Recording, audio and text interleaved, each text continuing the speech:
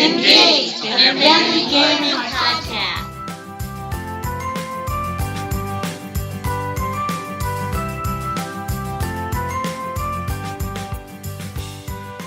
Hello everyone and welcome to Engage, a family gaming podcast. This is episode 100. That's right, 100. My name is Stephen Dutzman and I am your host as always, but this is a special week for a few reasons. One, because it is our 100th episode and a kind of a big celebration, but also because we have a returning guest.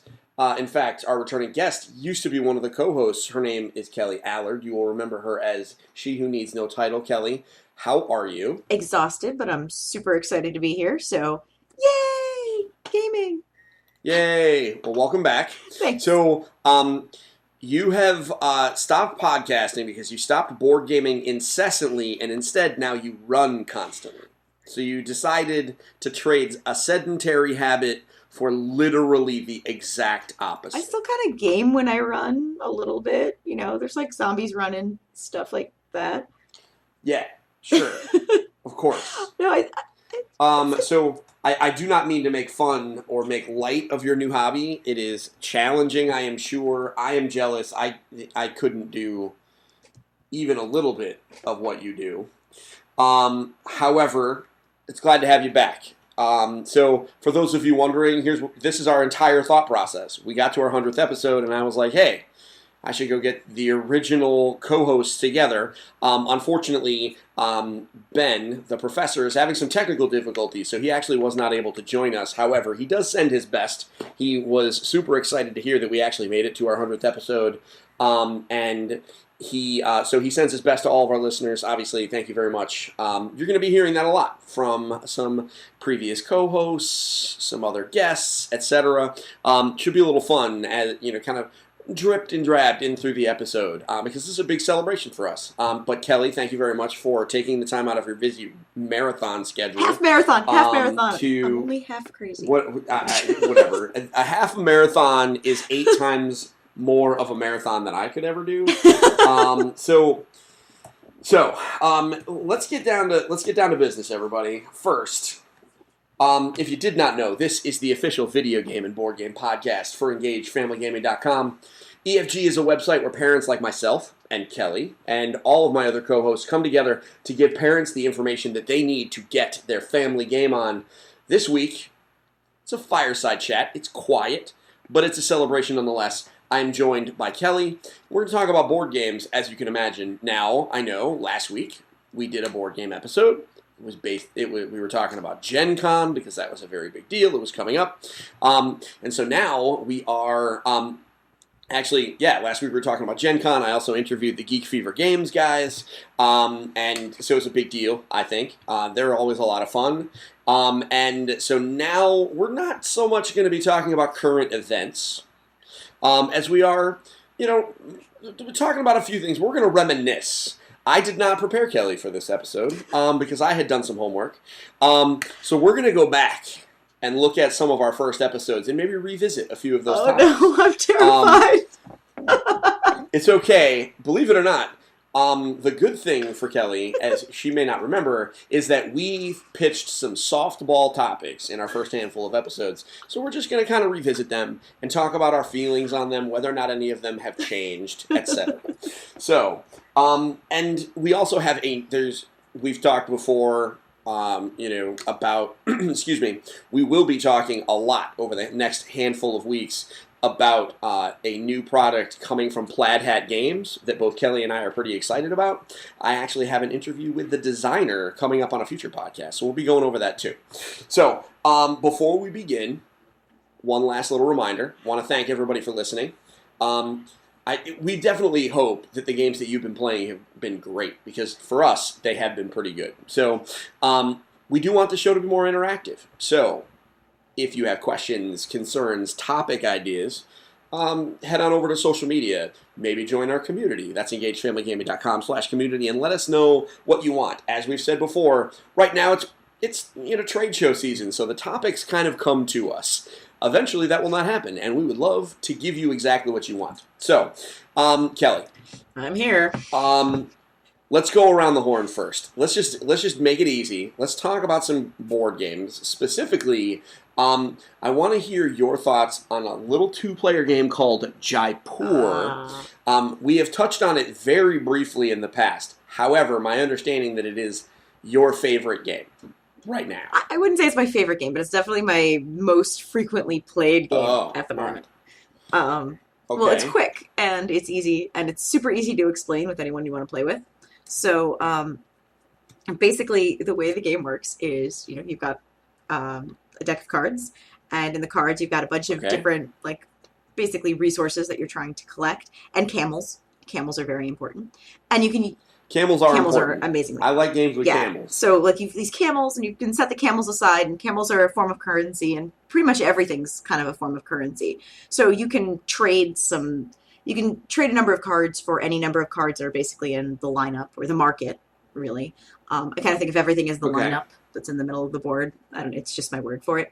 I keep it simple. So you have everything in the market that's just kind of sitting there, and you can say trade 4 camels for 4 things in the market, or you could say trade, 4 cards from your hand for things in the market, and they'll replace those cards. And you kind of just go back and forth, and you try and put down sets of cards. So you could play 1 silk if you wanted to, or 4 spices, or whatever. And there's bonus tokens for playing more of them. So if I played 3 spices, I'd get a bonus token, and then I'd find out what that bonus token, gave me. In addition to the number of points that is actually worth. So, I sell, the first time you sell something, it's worth more than later on. There are also precious commodities, things like jewels and gold and silver. And they're worth more, and some of them have a static value. And you finish out and you play 3 hands of it. And then, whoever has the most camels gets some points, and there's all sorts of points going all over the place. It's basically... a very, very simplified version of Catan, where you're basically trading out resources, but you don't trade with your partner. Well, not really partner, but your opponent. And you just kind of trade at the marketplace. And, it plays really quickly. I'd say first game's probably about 20 minutes, and subsequent games are maybe 12 to 15 at most. It's a really fun game, really, really quick when you're running crazy numbers of miles in the day and you don't really have a ton of time.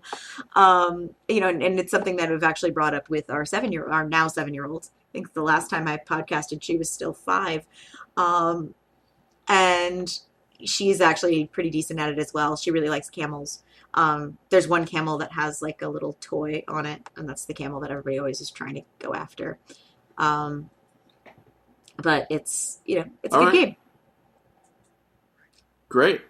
Well, it sounds neat. It's also, to my understanding, relatively inexpensive. Yes. Which is one of the great... we love cheap games that you can get a lot of play out of here at Engage Family Gaming. So, Jaipur, let me get you guys the... let's look up the price. Why not? We're going to head over to our trusty Amazon.com, because that is our... what are you going to do? It's pretty much the place, yeah. Yeah, at the very least, it gives you a good idea. Well, in addition to it being a decent price as well, I know it makes a lot of difference to some people. It's also a really small box game, travels really easily. And it doesn't take up a ton of table space. So it's actually a really cool game to sit down and just, play at a restaurant or something if you need a distraction. Unfortunately, it's only a 2-player game, so it's not something you want to play with. You're not going to bring that to entertain the entire family. Yeah, it retails for $25. You can get it on Amazon for $22. So this is pretty cheap. Shout out to the beautiful art and the bright colors on this game. There's a lot of games out there that are grim, dark, depressing. This thing is crazy. It's all bright colors, super happy looking, which I really like. I have actually yet to play it, but perhaps one day I will get a chance. Well, if you ever want to come visit. Well, yeah, we have to do that at some point, but it's been an insane... It has. It really has. Yeah. I saw a lot of games and the last in time shrink any wrap. of us... Yeah. Yeah, it's been nuts. And the last time we sent anyone to your house, our cards. So, that was an adventure. It was. Let me tell you, as someone that was not there and was home, I was, I think, stressed out is not even the right word. Obviously, not your fault. At least I don't. But all your kids, well, I don't know. I gave your So, kids wands, so it's very possible that they used some sort of spell on the car so that they wouldn't have to leave. They might have because they wanted to Possible. stay because they were having fun. So speaking of wands, and thus speaking of the Harry Potter birthday party that you planned, I want to talk about Harry Potter Hogwarts Battle. Have you played Harry Potter Hogwarts Battle I yet? have not. I have taken out the components, and thank you guys again for that for Christmas. And I've been dying to play, but I haven't sat down to play a game that was longer than Okay. like 15 minutes in I months. completely forgot that we You gave it to did. you. So how about this, guys? How great is this? This is a I get to talk about it because it's amazing, and also I get to like kind of guilt Kelly for not playing the gift that I bought her. Man, it's just like That's- old times. It's just like old times. It's like we stopped podcasting for a year, and then I just get right back on the bike.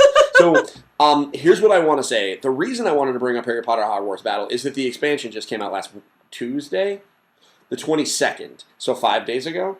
Was that Tuesday? Yes. So, the expansion is essentially, number one, it brings the game up to 5 players. Previously, it was 4. It adds in Luna Lovegood as a playable character. And yeah, exactly. That's what I said. And Kelly continues to make the surprised happy face. So, and then what it does is it basically adds new things into the various challenge decks for the various years based on monsters from the Forbidden Forest and certain other challenges. So, we have not played this expansion yet. However, in preparation for it, we actually took our copy of Harry Potter Hogwarts Battle out and played it. Because we just played it. So let me tell you, it's really good. It is a standard. I mean, it runs with the standard deck building concept, right? You're using the cards in your hand to earn yourself resources that you can only use on that one turn, to buy stuff from a lineup, to build up your deck. And what you're doing is you're buying spells, you're buying, allies like Hagrid and, I mean, literally everything is in there. I mean, this game is infinitely expandable, so I would expect every little detail, the Nimbus 2000, all that stuff, it's in there and you can buy it. And, the difference is between the different characters, there's Ron and Hermione and Harry and I'm so tired I can't even remember the other kid's name. It's the kid with the dumpy kid that's like super hot now. So fun. I'm just gonna keep going. You guys know what I'm talking about. His name is Neville. You know who I'm talking about? He's the dumpy kid. Yeah, what? Neville. Yeah, Neville. Neville, the dude who turns out to be like the real hero out of all of it. Because ultimately Harry Potter is an anime, so obviously the shortest and least assuming one is just going to turn into the crazy powerful one. So he's one of the characters too. Whatever. So he is super awesome, and all of them have different starting decks in that they have like different little gear cards that they can use, and they have their own little abilities that make them different. But it's not like you're not playing a completely different game than you're on the other players. It's fully cooperative, which is what I liked about it. I love cooperative games. The idea is villains pop up, whether it's Draco or Crabbe and Goyle or, like the various villains from the various years, and you have to defeat them by, or attacking them using your cards, etc. The game is set up so that there are, years 1 through 7, and you can play them in that order. So this is almost like I don't want to call it a legacy game because you're not permanently altering the game. However, you can play through it, and it definitely follows the plot line very loosely of the books. The art is great. The cards look cool. The only complaint that I had is I really wanted a playmat, like a dedicated playmat for this one. And part of that's just because I'm spoiled and want a dedicated playmat for everything now after my Splendor playmat. So, you have one? yeah, Harry Potter Hogwarts. You just buy them on eBay, dude. They're not they're not even that expensive. Because I was just going to ask if you want to trade for a Sheriff of Nottingham one. I don't, because I hate Sheriff. I know you do. Because I'm really bad at lying, as you know. I'm aware. Yeah, so I'm really bad at Sheriff of Nottingham. But you just go on eBay. They're not that expensive. Our next playmat, we're going to try and get a Machi Koro one, because Evan really likes the Machi Koro. And it's at Tabletop Shop in Connecticut, and it's like $18. Oh, sweet. So we're like super lazy. We can just grab it. So anyway, Harry Potter Hogwarts Battle, I highly recommend it. It is the only downside with it is that it is not cheap. This is not an inexpensive game, but you're going to get a lot of play out of it, especially if you have Harry Potter fans in your house. Some part of me believes that every house is full of Harry Potter fans, but I know that that's not necessarily true. It can't be. You know your family better than I do. There are some families that don't like Harry Potter. I don't know. I mean, I haven't found one, but mathematically speaking, there has to be one. I would assume we kind of are a self-selecting population. Yeah, exactly. We violate some of the rules of statistics. So I would definitely recommend it. You don't need to buy both the original game and the expansion in order to have fun. The expansion is kind of extra. It's new. It is not a standalone game. To my understanding, you have to have the first one. Pick it up. It's on Amazon right now. I bet you it'll be around $40. But I'm gonna look. Well, you've definitely sold me on opening the shrink wrap, because my concern about it was honestly that it was going to be a legacy game, knowing about the 1 through 7. Nope. Yeah, not and that kind of. I was a little worried about getting it started because I wanted to start it with Bryn, and I was afraid that with a legacy progression it would be too much. No. So I talked to Rob Davio about this, about the legacy thing, and because I was like, I don't know how to talk about these legacy games in general, and his thing, there's two primary components to a legacy game. One is the idea of a board game that has a continuing story where each time you play the game it changes. But that's one piece. The second one is like permanently altering the components of the game board. Harry Potter Hogwarts Battle does not have the second component. Okay. You're not tearing stuff up. It's all additive. So, but it does have the first part, because it's got like the boxes inside where it's year 1, 2, 3, 4, 5, 6, 7, etc. So and they introduce different mechanics in each year, obviously because you get better at spellcasting, etc. But you're not tearing anything up. And the cards are all clearly labeled, so that if you get to year 3 and you say, you know what, frustrated, want to start over, maybe we want to start over with our kid, you just put everything back in the box. It might take a couple minutes, but you just sort everything out and you put it all back together, and it's very quick. It's very simple. I mean, it's not quick, but it's simple. And then you can just start over. So it's more campaign style than Legacy. Yeah, it's not like a Legacy game where you have to tear stuff up. And that's awesome. And like I said, the art is cool. Everything about it it feels Harry Potter. Which, if you're fans of that, then that's you want. Best. So yeah, that's Harry Potter Hogwarts Battle. Big fan. Our oldest is 11. He played it. He ate it right up. I don't see any reason why even our middle kid would struggle with it. It's a pretty straightforward deck builder. So if you've played deck building games before, then you will settle right into this. You probably will barely have to read the instructions, because you know what it does, and the cards say what they do. So you might have to read like how to resolve combat with bad guys. That's kind of it. And even then, it's not going to be that much different from like Legendary or that kind of stuff. Cool. So that's been our trip around the horn. Pretty quick, but I think 2 pretty good games. As I predicted, Harry Potter Hogwarts Battle right now sitting at $40.99 on Amazon. If you are a Harry Potter fan, absolutely worth the full retail price of $50. The expansion is like $30. So, but it's smaller. The box looks like a little suitcase. That's one of my favorite parts of it. Looks like a little suitcase, super adorable. Yeah, it's got little clasps on it. I'm actually looking at it right now. I can see it on my shelf.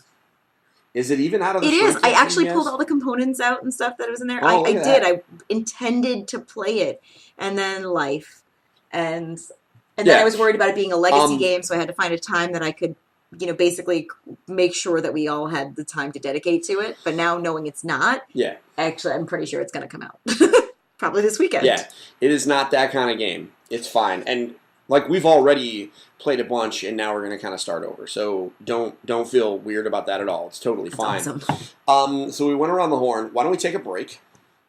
So we can hear some lovely messages from folks, and then we will come back and we will go from there. How about that? I can't wait. All right. See y'all in a minute, folks.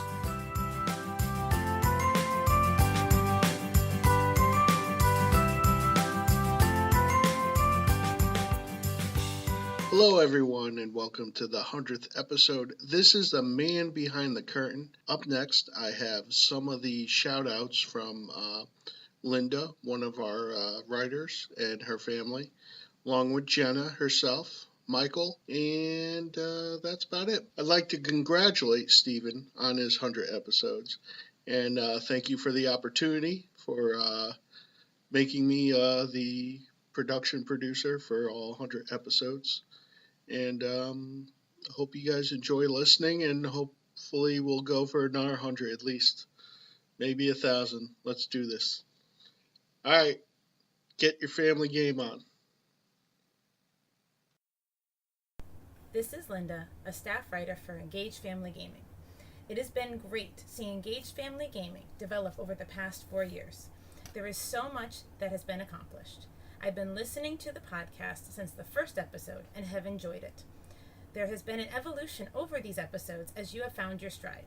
Listening to the podcast has become a family affair, and the kids love to hear the podcast too. Engage, a family gaming podcast, and content from Engage Family Gaming are such great resources for families. Thank you for all you do for the site and the podcast to keep parents informed. Keep up the great work. Congratulations on 100 episodes. Here are my boys now with their thoughts. Great job, and keep up the great work. Hi, this is Jenna from Engage Family Gaming. I can't believe this is our 100th episode. I'd like to thank you all for listening and for supporting us. By now you all recognize my voice, and I have been on this podcast way more than I ever anticipated or imagined. I love to join you to talk about video games and especially board games. We love having our listeners respond, comment, give suggestions, and overall just engage with us in our community. We are so grateful to have all of this support. Keep listening to Engage Family Gaming for all of the news that you need to enjoy board games and video games with your family. Thanks again for listening, and I can't believe it's our 100th episode. Woohoo! Hey, this is Mike Dutzman, an infinite co-host, wishing Steve a happy 100th episode of Engage, a Family Gaming podcast, and hoping that we have many more in the days to come.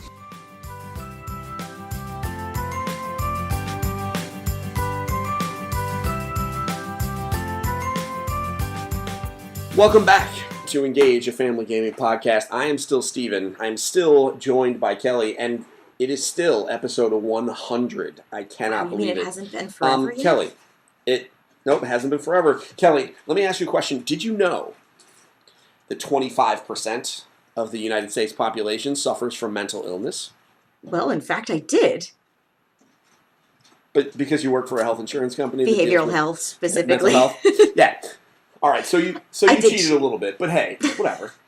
You cheated because you have employment. That's fine. So, what you maybe didn't know, although maybe you did, is that a lot of folks that are in that 25% suffer in silence because of the stigma associated with mental illness. And we here at Engage Family Gaming, we would like to eliminate that stigma because it's important to talk about these things happen: depression, anxiety, etc. And it could be anyone. In fact, statistics show 25%. So if you know 4 people, you know 1 person, even if they're not talking to you about it. So specifically, I want to highlight an organization. It's called Take This. Specifically, you may recognize it from the phrase at the beginning of Legend of Zelda: "It is dangerous to go alone." Take This. TakeThis.org is an organization that is dedicated to helping do two things. One, raise awareness and provide resources to the gaming community and others about mental health. But the other piece is they actually go about to different conventions, etc., and try and actually make professional services available to people who might be having anxiety attacks, etc., in the form of the AFK room. I can tell you specifically, and Kelly knows this, there is no way I would survive a PAX without spending at least 10 minutes in the quiet of the AFK room. If you are interested in knowing who this organization is, I recognize that you head on. Or I would recommend rather that you head on over to takethis.org, take a look at it, read their resources, become aware of them, so that you can take advantage of them. And if you have the capacity, please support them. You can donate to them. They have merchandise that you can buy, etc. So remember, it is dangerous to go alone. Take this. So back to work. We went around the horn. Let's talk about this new product before we take a stroll down memory lane. At Gen Con, there were a whole lot of crazy stuff that came out of it, and I actually go over some of the news in a future episode that I have already recorded with one Dr. Regina McMenemy. But Kelly and I, while looking over some of this stuff, we came across one product that we really wanted to highlight and talk about. Now, it's from Plaid Hat Games, the people that made Mice and Mystics. They also make Dead of Winter. I'm going to say Dead of Winter, not exactly what we do here, but whatever. They make a lot of cool stuff. And they have a new game, and it is called Stuffed Fables. And Stuffed Fables is branded as an adventure book game, which sounds kind of intimidating when you think about it, like, oh, it's an adventure book game, but it's really not. It is a miniatures dungeon crawler game, kind of like Mice and Mystics, or like a boxed Dungeons & Dragons campaign game, which they have many. But it is themed after, and how adorable is this, Kelly? A little girl is moving from her crib into a big girl bed. So she no longer has the magical protection of her crib, so her stuffed animals need to come to life to defend her from the forces of evil. That's literally the setup for the entire game. Do they live under the bed? I don't know where they live, but they're from all over the place. And like the tank is a stuffed elephant with a hammer. And it's crazy. I mean, so anyone that's interested in seeing some of this, head on over. Just Google Stuffed Fables, and put Plaid Hat Games in the search line too, and you will see images of these various figures. There's lots. The idea is all of these different stuffies kind of represent different personality traits that she has assigned them. So the elephant is the tank because he's kind of like the one she depends on the most. He's the go-to stuffy. But then there are a whole bunch of others, and the key is they all play different roles. They carry the stuffed animal theme throughout the entire game. Instead of hit points, they have stuffing. So the enemies beat the stuffing out of them. They can share stuffing with each other to heal each other. This is a purely... They took a dungeon crawler and themed it like crazy, so I'm a huge fan of that. Oh, the miniatures are super cute, too. It's a whatever. Right? The miniatures are adorable. I can't wait till somebody on Etsy just paints all of them, right? Like, this is one of those things I want to see them painted. I want to see the game kind of grow. But one of the big, and I think, keys to this game is the adventure book concept. The way that it works is instead of a rule book or a game board, they actually give you a adventure book, which is essentially a combination of both. It's spiral bound, so you open it flat. On one page is the map for a specific encounter or a piece of key art if a map doesn't matter. And on the other side is the story text and rules text for that encounter. This allows the designer to do two things. Number one, they can create a game where you don't have to reuse the same tiles over and over again. They can have a map that only exists at one portion of the game. Whereas with Mice and Mystics, they had to reuse the same tiles because obviously every time they created a new tile set, it cost them money. This one, not so much. It's just a page in a book. It's art. So, and it plays out like a choose-your-own-adventure novel. You finish an encounter, and then it gives you a choice. Do you go down the stairs, or do you climb out the window? Well, if you go down the stairs, then you go to page 25, and if you go climb out the window, then you go to page 78, and things happen. They have already said that with Stuffed Fables, there will be 4 different adventures, each of them with multiple branching endings. Super fascinated. Kelly, I have just given you the elevator pitch. That's not really an elevator pitch. I gave you the long pitch. What do you think of this game? I think that sounds pretty amazing. I mean, there are a few games that it reminds me of, but more of a simplified version. But a while ago, a long time ago, we went and saw a game that was, and I backed it on Kickstarter, called Robot something. I should have looked this up beforehand. So we went and saw that game at BFIG, and it was really very interesting and kind of had that similar concept, but they only at that time had a single adventure, and it hasn't come out quite yet. What I do like about it is the fact that, it is a miniature game, which is, kind of takes a little bit of the imagination out of it and kind of has that bridge to the whole idea of, getting into more of a tabletop gaming sort of thing. Where you have kind of the standees for like Hero Kids, but it sounds like it's a little bit more complicated than that. It like bridges the gap between tabletop role-playing games and choose your own adventure books in the same way that Time Stories bridges the gap between like a board game and a board game and a tabletop role-playing game. So you kind of have that kind of really cool mechanic to it. And I really like that. And I also like the fact that it seems like it's something that could be self-driven by kids. So you could have a group of, like 7 or 8-year-olds sitting there playing this game together and having one of them, kind of take on that GM role, kind of similar to what they do with Adventure Maximus and games like that, where you've got that simplified version of a tabletop game that the kids can actually learn how to, expand their imagination by being the DM.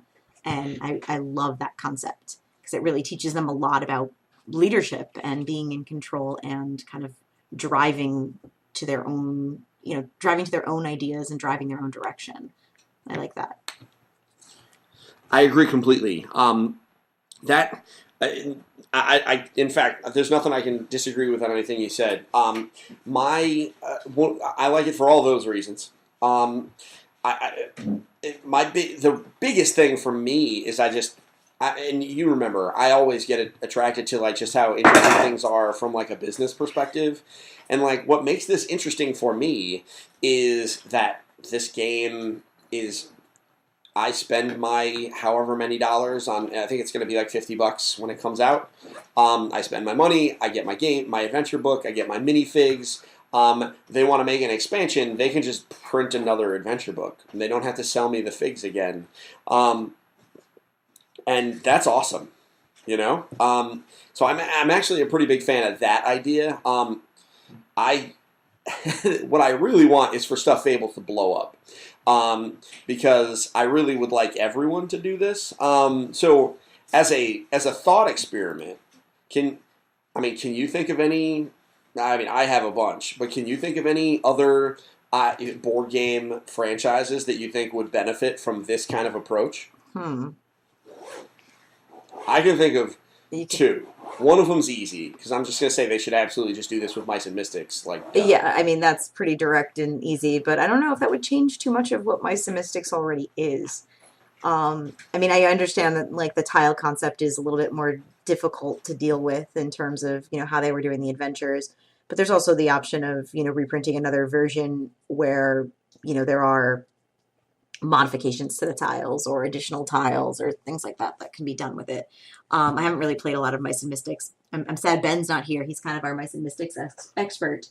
I don't know. That is a tough question in terms of something that could kind of move in that type of direction, especially something that, because I don't see that being as interesting as it is, I don't see it having as much of a draw for adults at that kind of basic level. Obviously you've got legacy games or you've got things like Time Stories where it kind of fits into that. The expansions kind of use that same engine. And you kind of keep all of the pieces and move on. But I don't really see it, like the adventure book concept doesn't work as well with that. Actually, maybe something like Dragonwood, adding a storyline to Dragonwood would be kind of cool. That's a good one. That's a good one. So initially, my thought was, I think that they should just implement some version of this across all of their games. If for nothing else, because remember, it doesn't necessarily even have to be a miniatures game because they're maps, but it could just be key art or points of interest, etc. So they could totally do it with like Dead of Winter or something like that. Another thought I had, and this could just be crazy, like Dungeons and Dragons. Not necessarily traditional Dungeons and Dragons. That game can't and wouldn't really benefit from this, really. It could be an interesting format for their boxed adventures. It could be, at the very least, it's cheaper than a hardcover binding. But they make their side games, right? Like they put out like these small campaigns in a box that are not meant to be true Dungeons and Dragons games, but they're just kind of side things like, the Underdark game they put out the other year. I think this would be an interesting line of games, perhaps pointed at kids, as like an introductory module type thing that's a little bit easier to run, but is themed after Dungeons and Dragons, maybe using some of the iconic characters, like the new icons for the Right. 5th edition, and just rolling in like that. I definitely agree. I like that concept. At the same point, it is kind of similar to what they do, like what Hero Kids does, where you have kind of like the printout standees. I mean, they're not miniatures, obviously. So it could be interesting to do something like that, where you have like kind of these short modules that are, kind of driven by the kids with much simpler mechanics. Whereas, the game itself comes with the standees to keep the price point obviously very far down because it's all self-printed. But at the same point, it would be kind of cool to have that kind of like buy up to the idea of going to miniatures. Because we personally use miniatures that we have from D&D for Hero Kids. And for a while we used like Skittles for life counters and things like that. But now we're looking at we have a 7-year-old now who pretty much plays Pathfinder on her own with her friends. So we've moved on past Skittles and Hero Kids. So I can kind of see how that concept would be helpful. Like the iconic character introduction would be awesome, I think, for the kind of 5 to 8-year-old set. Kind of being able to pull through that and go through and even have like maybe like, okay, here's the information you have if you're the person who's the dungeon master. Because you don't want to take that title away, because seriously, what kid doesn't want to be dungeon master? That sounds kind of really cool. It does sound fun. It does sound fun. Many kids don't understand how much work it is. So but yeah, that's for sure. So yeah, no, I agree. In regards to the standees for the Hero Kids, there's got to be somebody on Etsy making those figs. But just because I assume there's always someone on Etsy making everything. I'm almost positive they had a Kickstarter a while back for some sort of but I think they were the plastic ones, like the plastic vellum standees instead of the paper ones that you print yourself. Oh, okay. That they did an entire Hero Kids line from. But I haven't seen anybody doing like 3D minis for it. At this point, it's not something we would really invest in as much because she used Hero Kids. She's just playing pure on Pathfinder. She played from 4 to 6, and now she's completely into Pathfinder. She started creating her own RPGs at this point. Yeah. Oh, wow. She's a nerd. Of course your daughter's creating her own RPG. Of course she is. Shocking. So I know, I'm not even a little surprised. So, and no one who's been a long time listener to the podcast should be surprised either. Of course she is. But that's a good thing, right? You've encouraged her creativity. The only downside is that means eventually you're going to have to play it. I have played it. It's got some design flaws. It does. It was the first one that she came out with. We had like it was action based. We had 4 possible actions that we could do, but we could gain actions as we found things and did things. I never really understood what our ultimate goal was, so I just kind of kept searching things, and then I would find things. At one point, I found a bottle of wine and just decided I would sit there and drink it. She didn't like that though, so then I fell out of a balloon. I didn't know I was in a balloon. It was pretty interesting. Eventually, we won and defeated the giant bad thing floating over the city. But some revisions were necessary. But she made her own DM screen.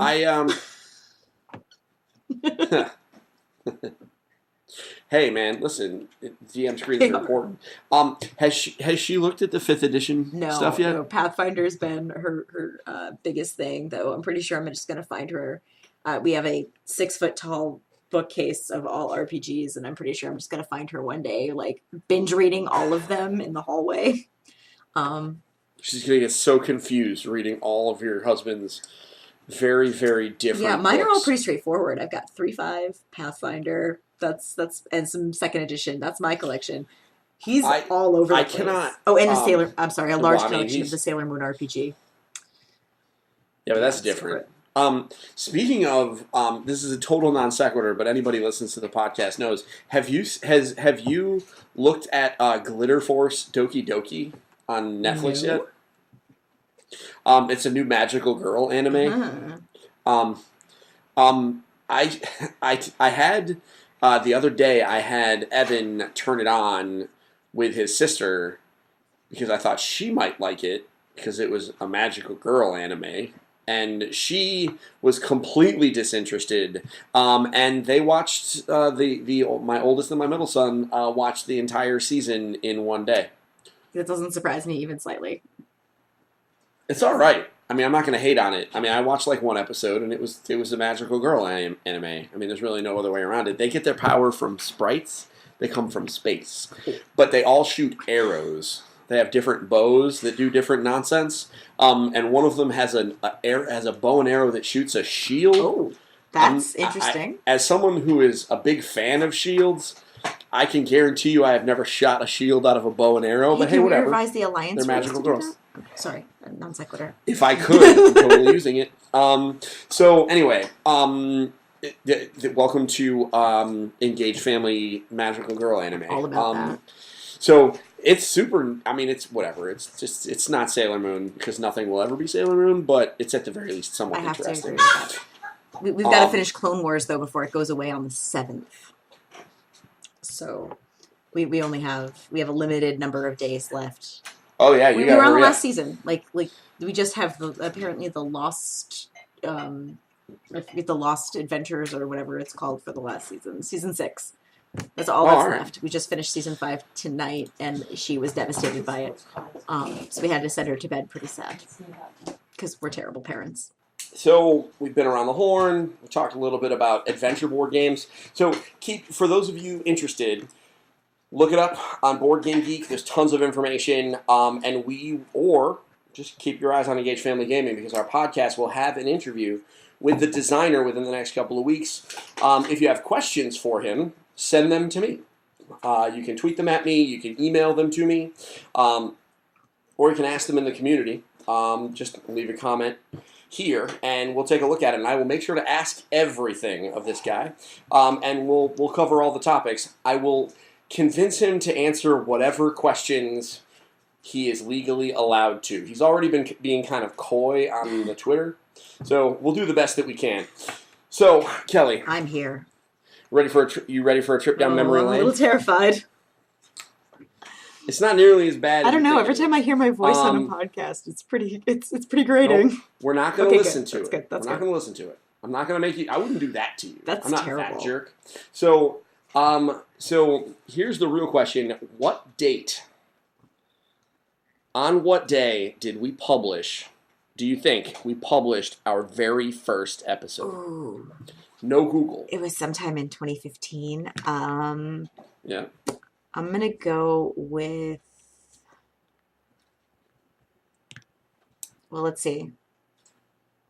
Since it's this is the 100th episode, and there are 52 weeks in a year, and it's a weekly podcast, I'm going to go with 4 weeks before now, so July 31st. No, but close enough. Remember, we have missed a few episodes here or there. Also, if you'll recall, in the beginning, we actually published 5 episodes at a time. We actually published a bunch of episodes. We actually started recording in It was like the early summer and recorded we recorded through most of the summer and finally went live in October. I remember that. Because I was like, you know what, we've been putting all this was that because we've been putting all this work in. We had some technical difficulties. So October 12th is the day that we put our first. So I remember October 10th, technically, I put up a "We're almost live." That doesn't count. That was technically episode 0. That's where I was like, hey, this is Engaged Family Gaming. We're going to have a podcast. And then we were like, how about 5 episodes? So we'll talk about what those 5 episodes were very briefly. So the first one, titled A New Day Dawns, was just the 3 of us talking. And the topic is one that comes up a lot. It was the idea of how to choose games for your kids. So your daughter is 7 now. Yeah. She was 5 when we started. Has your method for choosing the games for your daughter changed at all in the last couple of years? Yeah, actually, it's a lot more self-driven now. She's normally, like, before it would be like me going, hey, let's play this game, or what do you think about this cool thing? And now it's her going, hey, Mom, I was at the store and I found this game and it's really cool and I read how it works and I think I want to play it. Or, she'll come up to me and be like, okay, I'm kind of bored. Let's play a board game. Whereas before it was really a lot more driven by me. Content-wise as well, I feel like before she was probably playing games that were 7, 8 plus. Now we're probably, except, for things that I kind of content check, she's playing at least like 10 to 12 plus games. She loves Ticket to Ride. It's probably her favorite game on the planet right now. Lords of Waterdeep as well. The last time we played, she came pretty close to me, which is a decent feat. So, it's kind of just, it's at this point I kind of let her play whatever I think she has the patience for, because she definitely has a lot more, she'll waste 45 minutes to an hour on a game now, whereas before it was, 25 minutes to 30 minutes was kind of the cap off point where we had to say, we're not playing anymore. Or, you know what, Mommy's done with this because Mommy can't handle you walking away every single time it's your turn. But now she's a lot more focused on it. And if she's really engaged by the game, she will play. And she plays to win. But she's also not a sore sport, so that's really nice. Sure. Yeah. Well, that's good. Well, I mean, some of that we know is because she's used to getting beat. Because you don't let her win. Never have. And so, and that's kind of a follow-up on a theme that never really got its own episode, but it's something that we talked about a lot, which is the idea of one of the advantages to playing games with your kids is that you have the opportunity to teach them how to lose gracefully, which is something that a lot of parents and children struggle with in board games. And some parents just don't know how to do it. Right? They're not presented with opportunities for their kids to fail. And board games are a relatively cheap and painless way to teach them that together. So that is that's a theme that comes up a lot with us. As far as us and the way we choose games for our kids, I think I agree. It's a lot more self-directed. They know what they want now. In a lot of cases, they're looking at the YouTubes, right? They're talking to they're talking to kids at school. They are our oldest is in some cases just as connected as I am, right? Like he knows when he knows what Magic cards he wants. There's some games where he is the master. I understand. We fall into the same category. I got chastised the other day because we don't play Magic enough. That was good. Welcome to that. I brought it on myself. We're not quite there. We took the summer off. But now spoiler season for the new Ixtalan set is coming, and Evan is getting hungry again. So now we're gonna dive back in. Pretty excited about that. So those of you listening, you can look forward to more pictures of that on our Instagram. So our episode 2 was really more news related. We talked about the Spiel des Jahres winners from 2015, among other awards, like like the Mensa Awards and things like that. So nothing super crazy about that. Now, one of them, this was episode 3, and this is a big one. Kickstarter. We talked a lot about. We had a very long conversation about Kickstarter. Now, my guess, because it has changed drastically for me, Kelly, how has your relationship with the Kickstarter website changed in the last 2 years? So in terms of board games, I definitely got a lot more Kickstarter shy. I used to be all about kickstarting anything. I wanted to make any game designer's dream come true. And then after a few really terrible turnouts, I kind of got a little bit more gun shy on it. So in order for me to back something now, I need to watch that play video. I need to understand that it's a decent game. I mean, there are some games right now that I know are probably just party games that everyone's backing, and I'm like, I'll just buy it in Target when it comes out. It doesn't need my help. So I tend to be a little bit more on the conservative side in terms of games. But if I see a really cool game that needs kind of some help getting pushed along, especially a family game, because I feel like they don't get enough backing. Even if my daughter's outside of that age range, I will sometimes back it and gift it when it comes in to someone in that range. Yeah. Just because I feel like that's, kind of the direction. Though I have to say my buying preferences have gotten a lot different now. I've kind of shifted to my new hobby a little bit. So lots of fun running things, fun in quotes. Yeah. That are on there. I can't wait for my heated foam roller to come in.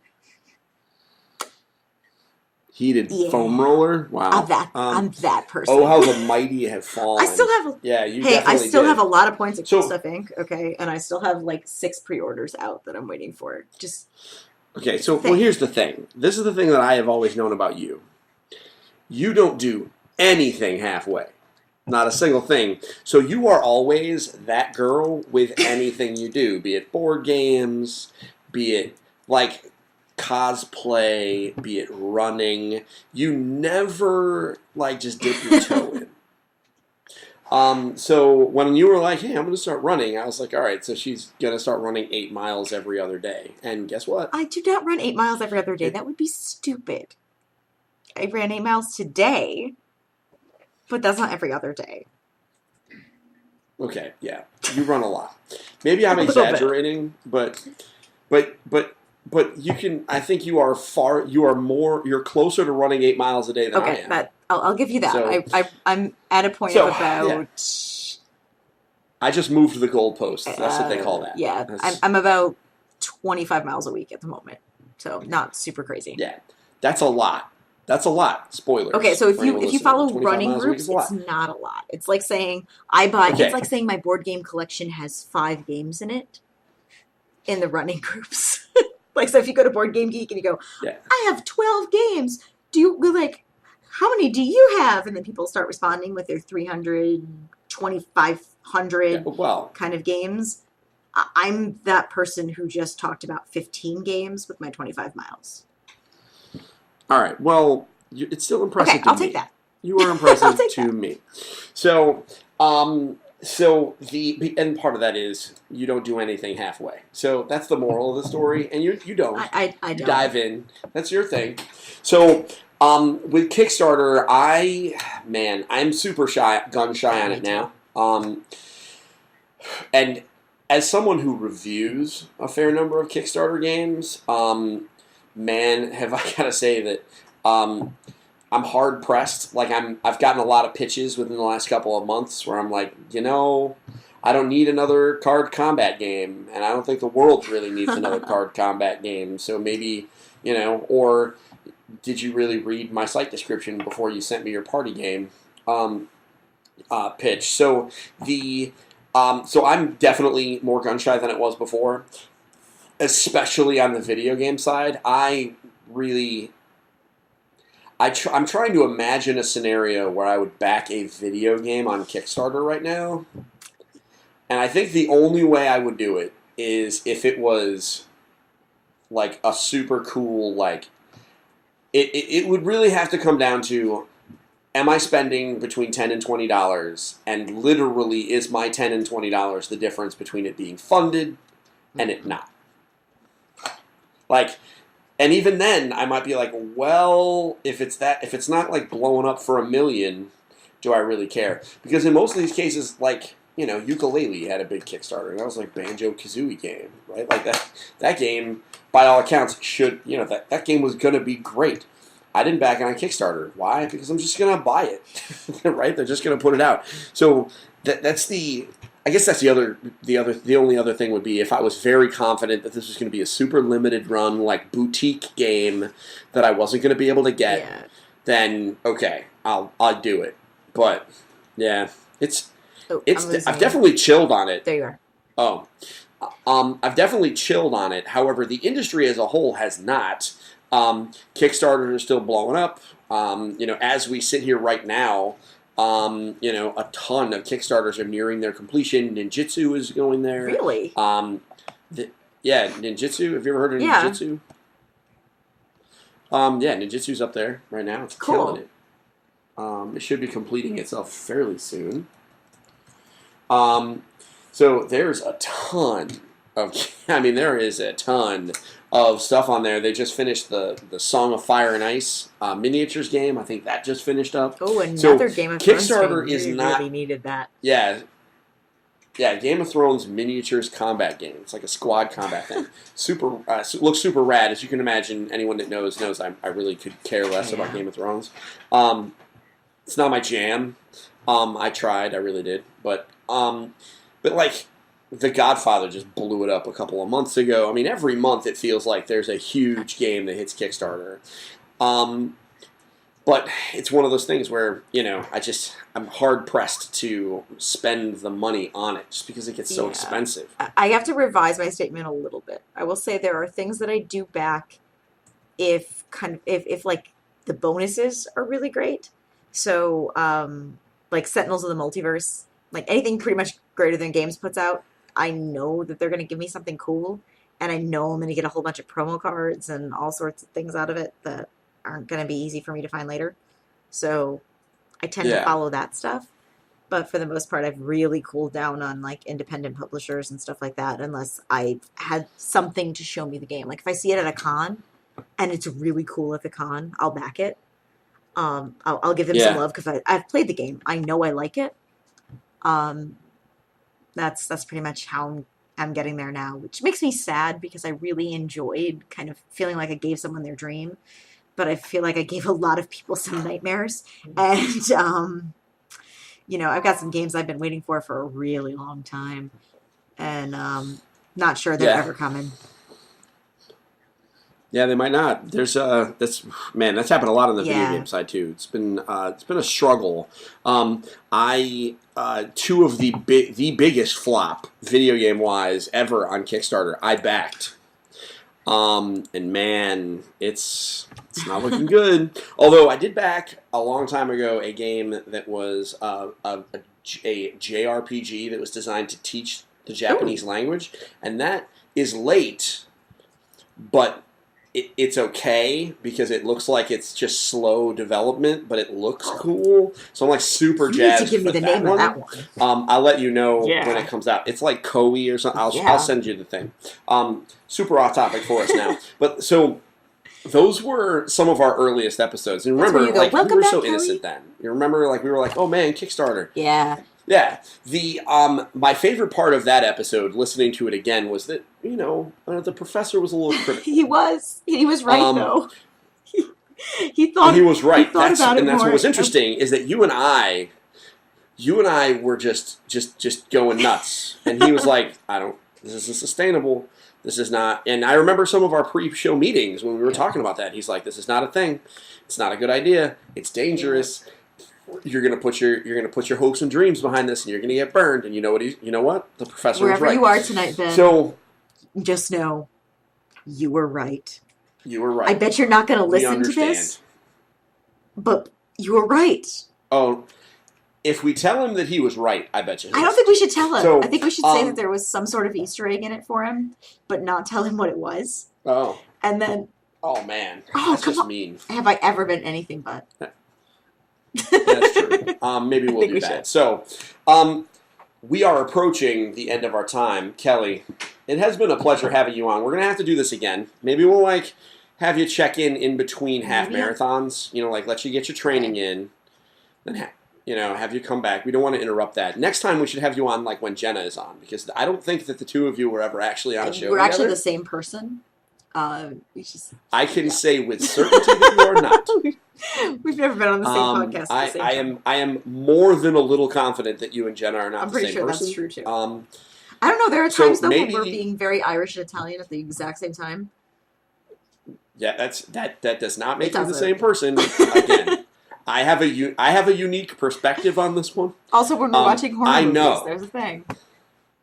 That's true. I get it. So, everybody, I'd like to thank you for listening to Engaged, a family gaming podcast this week. This has been episode 100. It has been, this has been a journey. Almost 2 full years of Engaged Family Gaming podcasting. I know this was something we wanted to do when I first opened the site. It took a long time to figure it all out, but we are finally here. So, for those of you listening for the first time, maybe you don't have to listen to all 100 episodes, but listen to those first couple ones with me, Kelly, and Ben, because, they're kind of funny, because we learned a lot.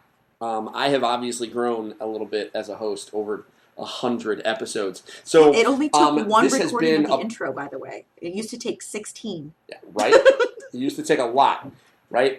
Here's the reason why. My wife made me write a script. That's how it all works. She's really smart. For everybody listening, this has been, she is super smart, in spite of marrying me. So, this has been a board game podcast. We will be back next week to talk all about Gamescom in Cologne, Germany. Let me tell you, folks, crazy shenanigans. Let me tell you some spoilers. How about a cross between Assassin's Creed and Final Fantasy? I'm not even kidding. Those games are crossing over. How about Super Mario Brothers in Super Mario Brothers themed vehicles in Rocket League? We'll be talking about that. How about a mobile version of Final Fantasy 15 and a Secret of Mana full HD 3D remake? We're going to be talking about all those things next week. Spoilers, I said all those words. Maybe 25% of them made sense to Kelly. No, I got some of them. I got more than 25%. Oh, all right. All right. I do play some video games. Maybe like 30. I do play video games. I was just giving you a hard time, Kelly. I know. I was giving you a hard time. It's fine. I know. Those are not series that you are also unfamiliar with. Final Fantasy and The Secret of Mana, you're familiar with those. So, yeah, I just happen to be a very specific RPG gamer. If I'm going to spend my time playing a video game, it's going to be an RPG. Or Tetris. Well, then we'll have to have you come onto a video game show so that you can talk all about it, because I'm sure people will like to hear your RPG tastes. With that said, we will be back next week with all that Gamescom nonsense. Until then, this has been Steven and Kelly. We're signing off. But we do want to make sure that you know it's time to get your family game on. We'll see you next week, everybody. Bye now. Bye.